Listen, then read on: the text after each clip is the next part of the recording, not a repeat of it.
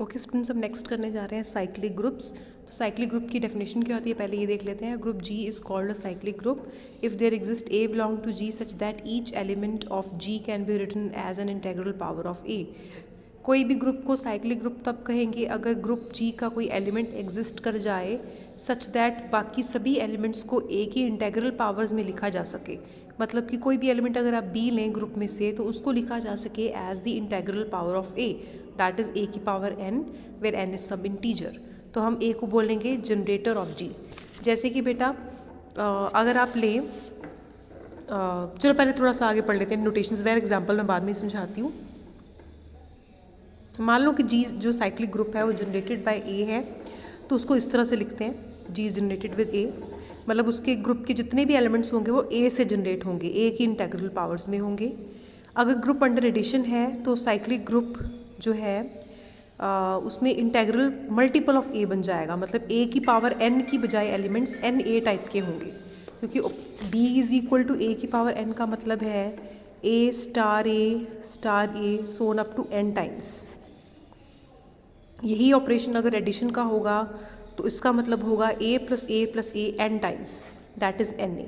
तो एडिशन के ऑपरेशन में बी की वैल्यू मल्टीपल ऑफ ए और in case of any operation it is a की पावर एन, ठीक है, power of integral power of A.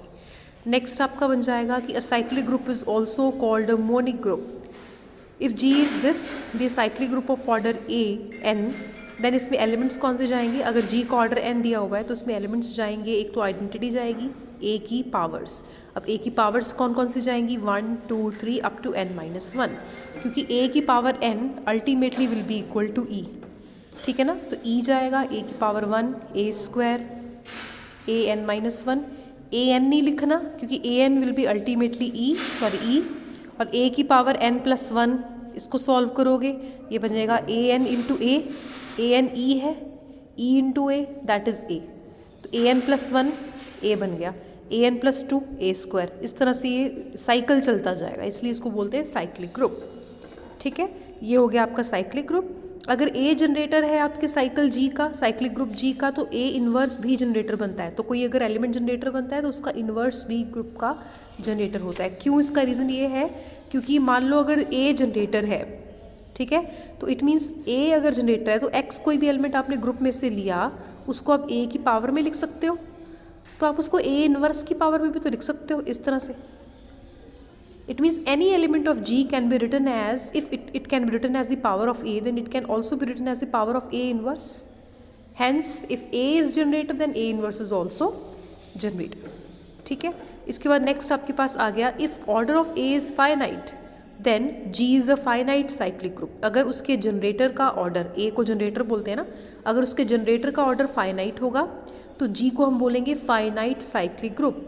If order of A is infinite, अगर ए का ऑर्डर इनफाइनाइट होगा तो हम उसको बोलेंगे इनफाइनाइट साइक्लिक ग्रुप्स, ठीक है। अब ये कुछ एग्जाम्पल्स हैं, हमने ये ग्रुप ऑलरेडी पढ़ा हुआ है 1 ओमेगा ओमेगा स्क्वायर, हमने इसको ग्रुप शो किया था, ये होता है क्यूबिक रूट्स ऑफ यूनिटी, ठीक है ना। हमने इसको ग्रुप शो किया था यूजिंग कॉम्पोजिशन टेबल। तो आप इसको शो कर सकते हैं कि ये साइकिल है। ये साइक्लिक ग्रुप क्यों है, क्योंकि ये ओमेगा से जनरेट हो रहा है। देखिए जैसे आपके पास 3 एलिमेंट्स है ना, एक है ओमेगा 1 ओमेगा ओमेगा स्क्वायर, तो मैं कह रही हूँ ये ओमेगा से जनरेट हो रहा है क्योंकि इसका पहला एलिमेंट जो है ओमेगा की पावर 1 वो सेंटर में पड़ा है, फिर ओमेगा स्क्वायर सेकंड नंबर पे पड़ा है, तीसरा है ओमेगा क्यूब 1 होता है जो ये पड़ा है, ठीक है।